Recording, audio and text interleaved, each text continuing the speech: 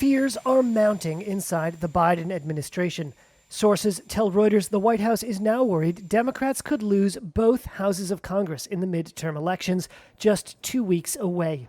There was a lot of optimism in the White House in the summer about the possibility of gaining seats in the Senate and retaining control of the House. Trevor Honeycutt covers the White House for Reuters. We've had a kind of summer of joy turn into a fall of discontent and fear in the White House as they see a lot of these races, especially these very close Senate races, seeming a lot tighter than they were. We won't go back! We won't go back! Democrats saw a burst of support after the conservative majority on the U.S. Supreme Court reversed a 50-year precedent protecting the right to abortion.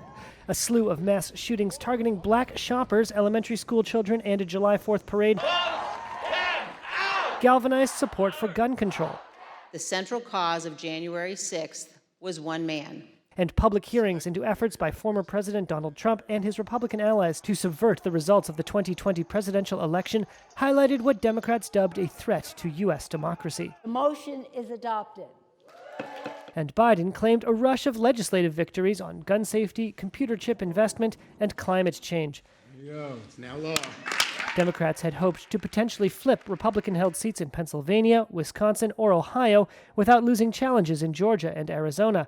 But now, polling shows many of those races drifting toward Republicans or too close to call. Some of the issues that were on voters' minds back in August are not the same issues that are on voters' minds in these last few days before the election.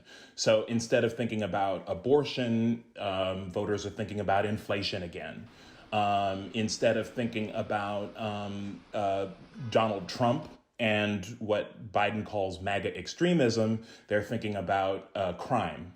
And so the ability of Republicans to kind of change the narrative here in the last few weeks of the election has put the White House and top Democrats on the back foot. And it's made it more likely in the eyes of people in the White House that this is going to be a really, really tight election going into the very last day. The Senate is split 50-50, and Republicans need to take down just a single Democrat while holding on to their own to take control of the chamber.